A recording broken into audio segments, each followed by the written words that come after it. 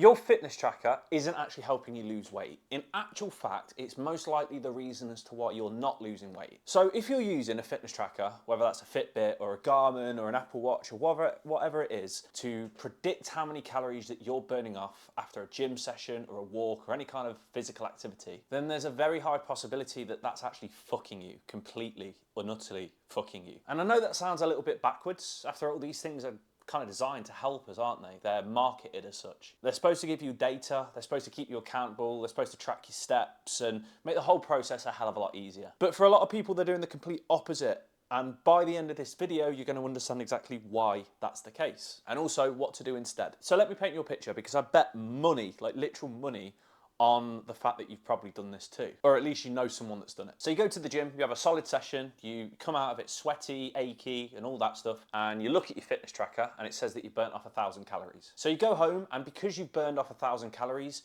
you think that you have now earned food when you get in. So you stuff your face to your heart's content. You eat chocolate, you eat crisps, you eat ice cream, probably even order a takeaway. After all, you burnt 1,000 calories, so that's not even going to dent it, is it? Let's be honest. You burnt it off, the watch said so, you're basically in a calorie deficit because of your gym session. Except you're not even close. Because here's what the watch didn't tell you. There's been studies that have shown that even the highest tier and the most premium fitness trackers that you can get on the market can be upwards of about 30 to 40% inaccurate when used to predict energy expenditure. And that's like the most expensive ones, the ones that you've got to file for a small mortgage to buy. Let's say, for example, you ate back 1,000 calories because they told you that you're burnt off those 1,000 calories, when in actual fact, you've actually only burnt off 40% of that, so 400. But you've eaten back 1,000 calories, even though you've only burnt off closer to 400. Meaning you've actually overeaten by 600 calories. And you had absolutely no idea because you believed your watch over anything else. Do that a few times a week and suddenly your calorie deficit is actually more of a surplus. And then you're frustrated because you go into the gym, you are burning off a shit ton of calories from what you assume. You're doing everything right and yet the scales aren't moving and you're wondering why. But that's the reason. That's the whole reason. Now, before anyone marches in the comment section and defends their watch because they spent a shit ton of money on it, I want to be clear about something. This isn't me saying that fitness trackers are completely useless,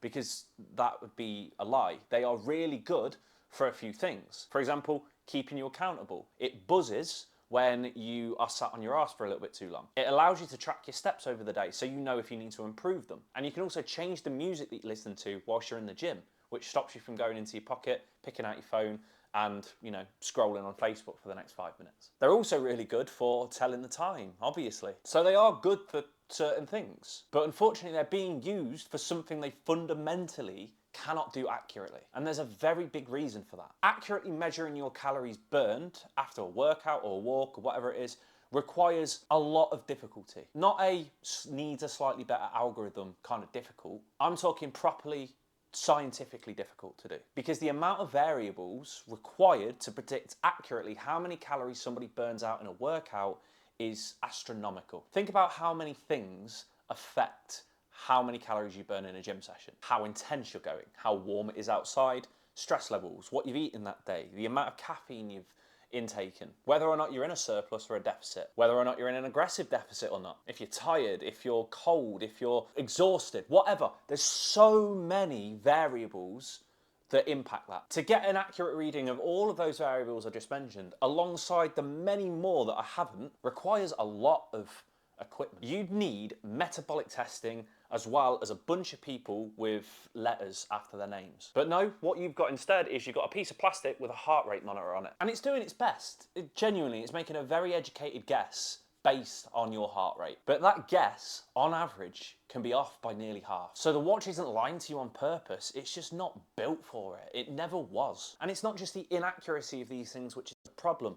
It's what the inaccuracy does to your behaviours. When you've got a number on your wrist telling you that you've burned off 1,000 calories, your brain then uses that as a permission slip to do what it wants. A permission to relax, a permission to just eat to your heart's content. And that psychological process is completely understandable. I get it. At the end of the day, you always need to reward yourself for doing good. After all, it's just the information that your brain is acting upon. But the issue is that the information that you've been given is wrong. And on top of that, there's something called compensation behavior, whereby the more exercise you do, the more you subconsciously eat to match it. Research has actually shown that a lot of people actually consistently overestimate how much exercise and activity they do, but underestimate how much they actually eat. Fitness trackers make both of these problems worse because they give you a confident, specific number that feels authoritative and your brain kind of trusts it. You wouldn't second guess a doctor reading your blood pressure, would you? You don't second guess a pair of scales telling you what weight you are. And you also don't second guess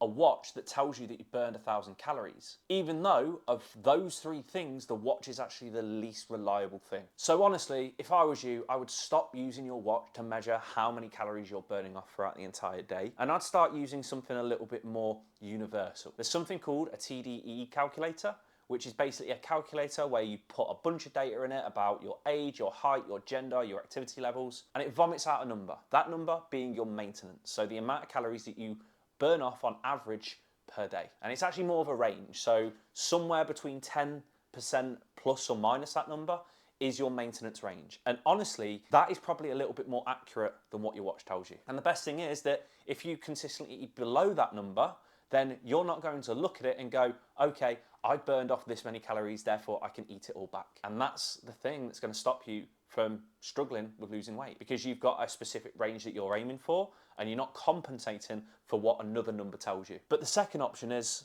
just stop eating back the calories that your watch tells you. If the watch tells you that you've burnt off 1,000 calories, then just take it as a pat on the back.